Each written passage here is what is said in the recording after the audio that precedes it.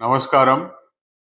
మరి ఈరోజు రాష్ట్రంలో ఏం జరుగుతుందో మీరు అందరూ చూస్తున్నారు. ఏ విధంగా ఈ ఆంబోతు రాంబాబు ఏ విధంగా 40 సంవత్సరాలు ముఖ్యమంత్రిగా 40 సంవత్సరాల రాజకీయ అనుభవం ఉన్న చంద్రబాబు నాయుడు గారి మీద ఎట్లాంటి మాటలు ఈరోజు మాట్లాడారో ఈరోజు మనం అందరం చూస్తున్నాం. వీళ్ళకి ఇంకా బుద్ధి వచ్చినట్లేదు. ఇట్లాంటి మాటలే పోయిన 5 సంవత్సరాలు మాట్లాడి చెప్పు దెబ్బలు కొట్టించుకొని ఈరోజు ఇంట్లో కూర్చున్నా కూడా ఇంకా సిగ్గు లేకుండా కూడా ఏ విధంగా బయటకు వచ్చి ఈ మాటలు మాట్లాడుతున్నారో రాష్ట్ర ప్రజలు ఈరోజు చీకొడుతున్నారు వీళ్ళని.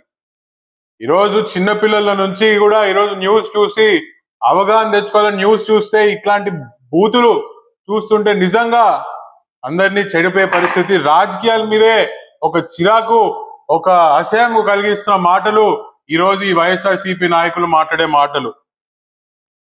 ఈరోజు అంబటి రాంబాబు ఇంకా అదృష్టవంతుడు. ఆయన ఎక్కడో పోయి ఇవన్నీ మాట్లాడినాడు.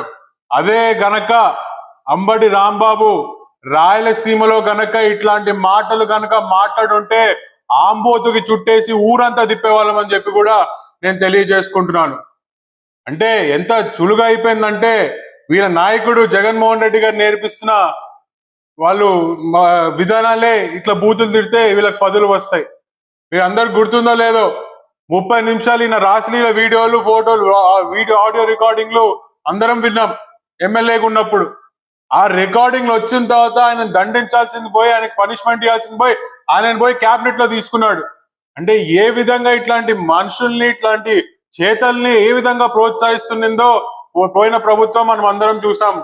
నేను తీవ్ర పరిణామాలు ఉంటాయని హెచ్చరిస్తున్నాను. ఇంకోసారి, రెండోసారి ఈరోజు చంద్రబాబు నాయుడు అనే వ్యక్తి ఈరోజు ముఖ్యమంత్రి అయినప్పటి నుంచి రాష్ట్రాన్ని ఎన్నో రకాలుగా ముందరికి తీసుకొని వెళ్తున్నారు. ఈరోజు అభివృద్ధి విషయంలో అయితేనేమి, ఈరోజు కంపెనీల విషయంలో అయితేనేమి, పథకాలు వైఎస్ఆర్సీపీ గవర్నమెంట్ ఇచ్చిన దానికంటే మెరుగ్గా పథకాలు ఇస్తున్నాము. ఈ విషయాల్లో మీరు విమర్శించండి.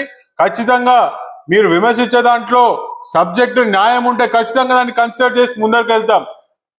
అంతేగాని నోటికి ఏదొస్తే అది మాట్లాడతామంటే చూస్తూ ఎవరము ఊరుకోము. ఇది రెండోసారి.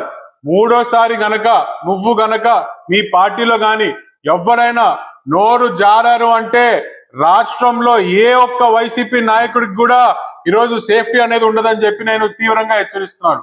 2 సార్లు భరించాం.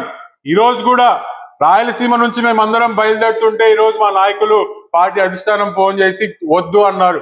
ఇప్పటికీ సహనము మమ్మల్ని పాటించమంటున్నారు కాబట్టి మీరు ఇంకా ప్రశాంతంగా వీధులలో తిరుగుతున్నారు. ఒక్కసారి గనక మేము తెగిస్తే అధిష్టానం కూడా మమ్మల్ని ఆపలేదని చెప్పి మేము తీవ్రంగా హెచ్చరిస్తున్నాను.